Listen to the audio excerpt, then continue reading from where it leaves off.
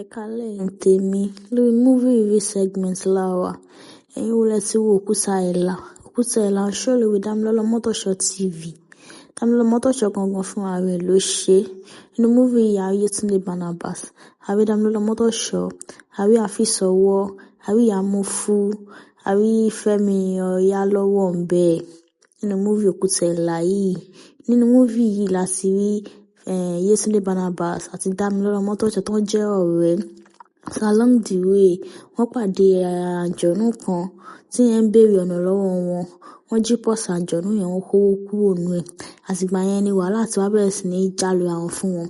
Wọ́n wá ń repeat ọjọ́ kan lẹ́ẹ̀mẹwàá. Tó bá ti sùn, wọ́n á rí pé àwọn kú, wọ́n á tún dìde padà. Ìgbà tó ń lọ sọ́dọ̀ babaláwo sọ fún wọn yìí pé wọ́n ti lọ mówó nínú pọ́ọ̀sì àjọ̀nú, pé the only solution ni pé kán wá àjọ̀nú yẹn kán wá lọ fún un. Wọ́n wá ní àyíbò làwọn ti fẹ́ rí àjọ̀nú táwọn ti fẹ́ fún un lówó. Wọ́n wá ní pé okay o. Another solution ni pé kán wá èèyàn tó ní ọ̀kánjúà bíi tiwọn náà. Tí wọ́n ti rí èèyàn tó rí ọ̀kánjúà bíi tiwọn náà kán wá fún un ní pọ́ọ̀sì yẹn. Ìgbà yẹn ni ìṣòro ayé wọn tó fi lè lọ. So bí wọ́n sì ń ṣe, wọ́n dẹ̀ ń ṣiṣẹ́ lọ́ndà manager kan. Wàhálà manager yẹn dẹ̀ pọ̀. So manager yẹn náà wá lọ fún ní pọ́ọ̀sì yẹn. Ẹ wo fíìmù yẹn dùn mí nípa ọ fún yín.